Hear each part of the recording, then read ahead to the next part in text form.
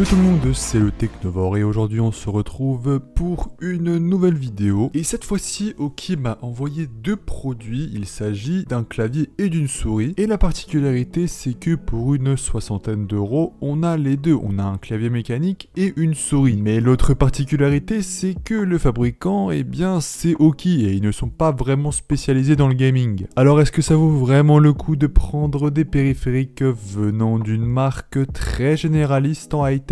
C'est ce que l'on va voir tout de suite et tout d'abord on commence par l'unboxing du clavier et de la souris. Alors ça va aller très vite car en fait il s'agit que de boîtes noires pour la souris et pour le clavier avec le logo au milieu et dedans on a le strict minimum, donc le manuel d'utilisation et le produit en lui-même. Donc au niveau de l'unboxing vous ne serez pas surpris. On continue avec la qualité de fabrication et le design du clavier et de la souris. Tout d'abord le clavier, il s'agit d'un clavier AZERTY en format 100%, donc ça veut dire qu'on a un numpad à droite, et pour un clavier 100%, il est plutôt compact car les touches sont vraiment au bord du clavier, et le clavier en lui-même est en métal. Alors c'est pas le meilleur métal que j'ai vu sur un clavier, mais ce clavier a les bords biseautés, ce qui lui donne un effet un peu chrome, un peu aluminium, et je trouve ça vraiment joli, et je suis pas le seul à dire ça. Ensuite, en haut à droite du clavier, on a le logo de la marque de la division gaming de chez Oki, qui je trouve est assez joli, mais peut-être que ça peut se décoller avec le temps. Mais à part ça, de loin, le clavier est assez simple, et il est RGB avec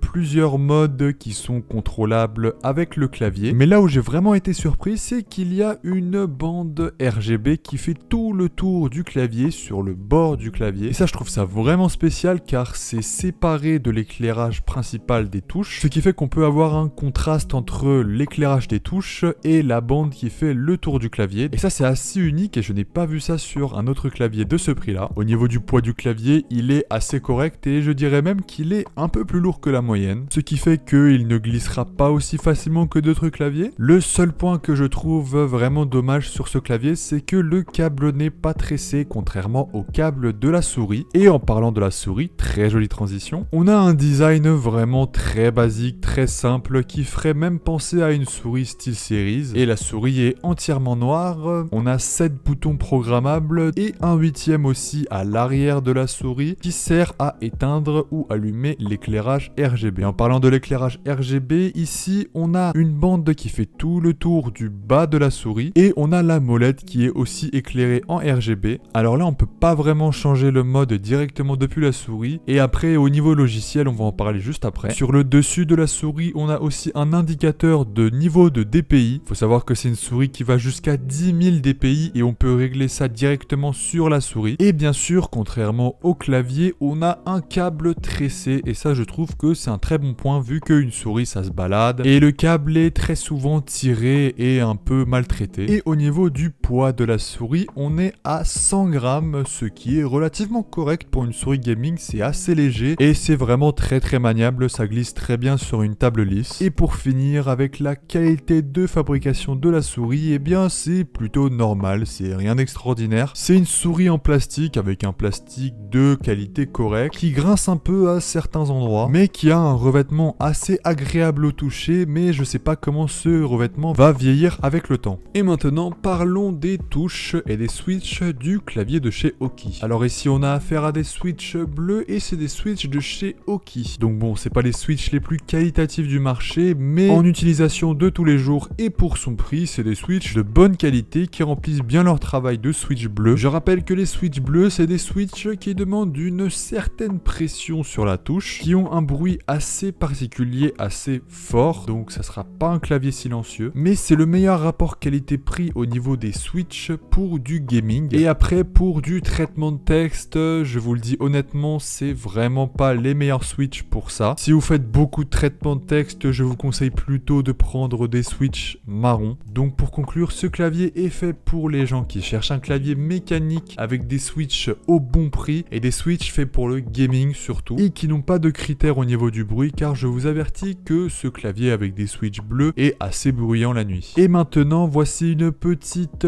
comparaison du bruit entre les switches bleus du clavier Oki et des switches marrons.